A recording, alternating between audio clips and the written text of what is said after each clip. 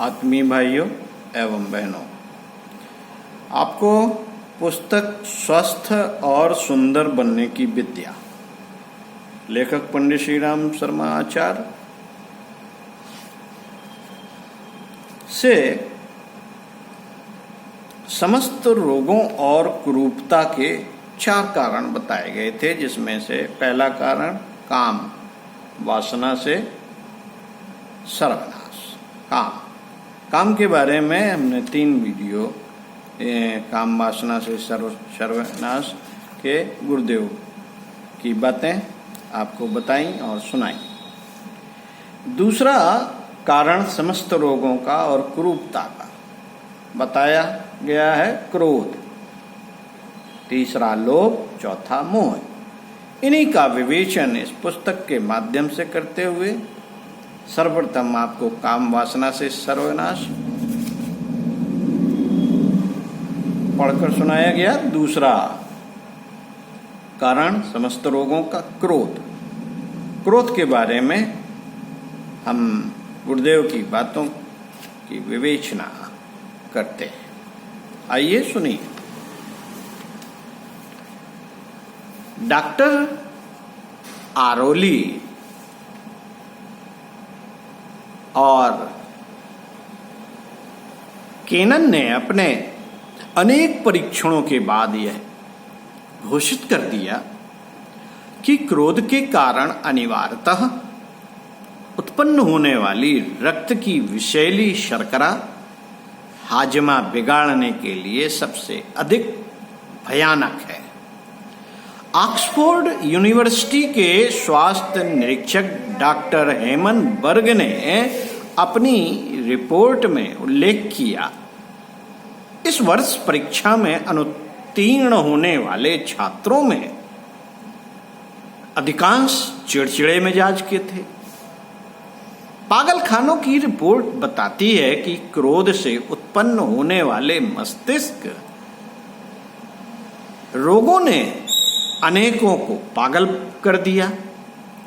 Doctor जे ester का कथन है कि 15 मिनट क्रोध करने में शरीर की इतनी शक्ति खर्च हो जाती है जितने से कोई भी व्यक्ति 9.5 घंटे परिश्रम कर सकता है। बाइबल कहती है कि क्रोध को लेकर सोना अपनी बगल में जहरीले सांप को लेकर सोना है। सचमुच क्रोध की भयंकरता सब दृष्टियों से बहुत अधिक है। इस महाव्याधि का शरीर और मन पर जो दूषित असर होता है वह जीवन को पूरी तरह असफल बना देता है। अशांति, आशंका, आवेश उसे घेरे रहते हैं। पास पड़ोसियों की दृष्टि में वह घृणा का पात्र बन जाता है। ग्रह कलह छिड़ा रहता है। प्रसिद्ध दार्शनिक सोना कहते हैं, क्रोध शराब की तरह मनुष्य को विचार शून्य, दुर्बल एवं लकवे की तरह शक्तिहीन कर देता है। दुर्भाग्य की तरह है, जिसके पीछे पड़ जाता है उसका सर्वनाश करके ही छोड़ता है।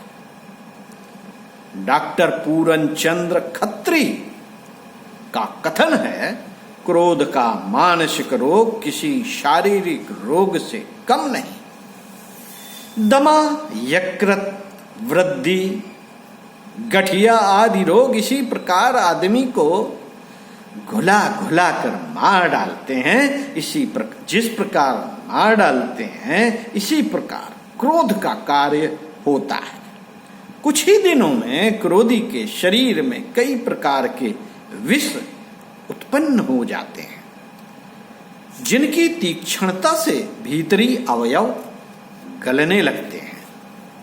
साथियों, न्यूयॉर्क के वैज्ञानिकों ने परीक्षा करने के लिए गुस्से में भरे हुए मनुष्य का कुछ बूंद खून लेकर पिचकारी द्वारा खरगोश के शरीर में पहुंचाया।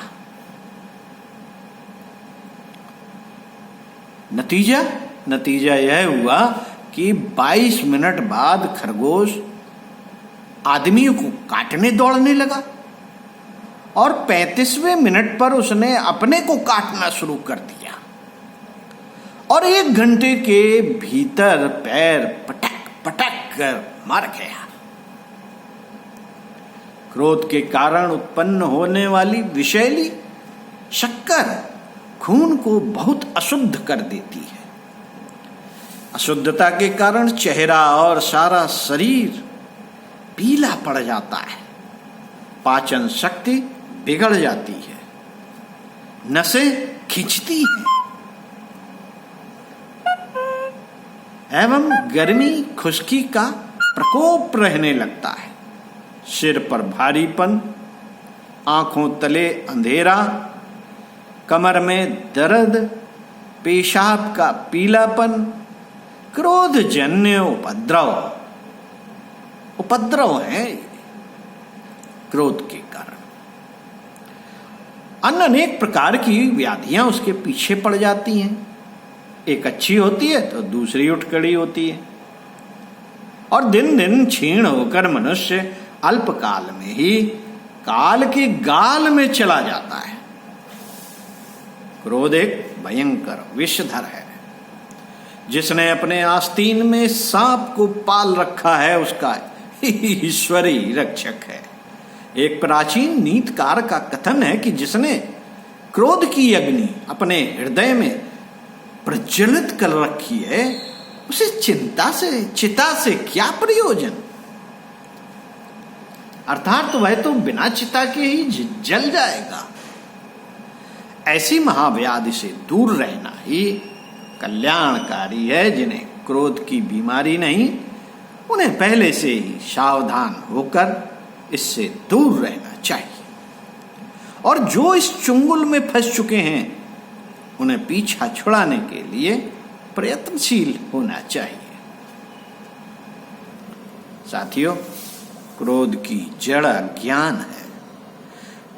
आदमी जब अपनी और दूसरों की स्थिति के बारे में गलत धारणा कर लेता है तब उसे कुछ का कुछ दिखाई पड़ता है। बेटे ने आज्ञा नहीं मानी तो पिता को क्रोध आ गया, क्योंकि पिता समझता है कि बेटा मेरी संपत्ति है, मेरी जायदाद है, मेरा दास है, उसे आज्ञा माननी ही चाहिए। लेकिन क्रिया इससे जब उल्टी होती है तो गुस्सा आता है। स्त्री ने आज बैगन का साग न बनाकर दाल बना ली। आपको गुस्सा आ रहा है कि उसने ऐसा क्यों किया। मानो आप समझते हैं हर काम उसे आपकी आज्ञा से ही करना चाहिए। जिसे आप कुल में छोटा समझते हैं वह ऊंची कुर्सी पर बैठ जाता है तो आप आग बबूला हो उठते हैं। घर में कोई व्यक्ति आपसे बिना पूछे कोई काम कर डालता है, आप कुढ़ जाते हैं। कोई ग्राहक आपकी चीजों को खराब बताता है, आप उसे 10 गालियां सुनाते हैं। आप वैष्णव हैं और कोई शैव होने की श्रेष्ठता बताता है। आप कायस्थ हैं, कोई पंडित होने की श्रेष्ठता बताता है तो आप उस पर बरस पड़ते हैं। किसी के विचार आपसे नहीं मिलते, वह मतभेद रखता है, बस आप उसे दुश्मन समझने लगते हैं क्योंकि आपके विचारों से मतभेद रखता है। पिल्लों को लड़ा कर जैसे कटकने स्वभाव का बना दिया जाता है और जैसे सिर चढ़ाने से बच्चा जिद्दी बन जाता है, उसी प्रकार सब मेरे इच्छानुवर्ती हो कि गुप्त भावना प्रतिकूल घटनाओं से टकरा कर बड़ी विकृत बन जाती हैं और मौके बेमौके उग्र रूप धारण करके क्रोध की शक्ल में प्रकट होती हैं।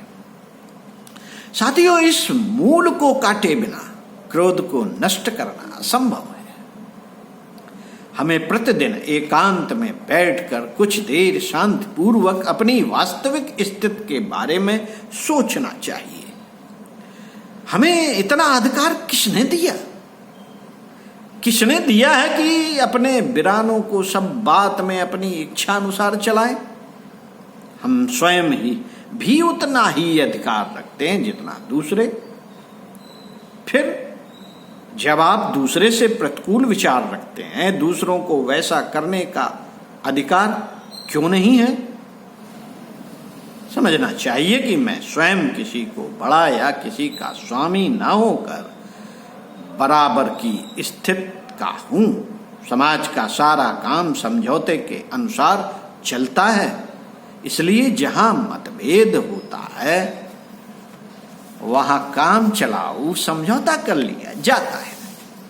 रास्ते में आप और एक मलेच्छ साथ साथ जा रहे हैं तो आप उसका भोजन भले ही मत खाइए, पर रास्ता काटने के लिए साथ साथ चलने का समझौता कर लेना ये बुद्धिमानी है। जिनसे आपके विचार नहीं मिलते उन पर क्रोध मत कीजिए, वरन जितना जरूरी हो उतना सहयोग रखकर शेष बातों में असहयोग कर दीजिए, असहयोग कर दीजिए, लेकिन आप उनसे मतभेद रखिए, गुस्सा मत रखिए।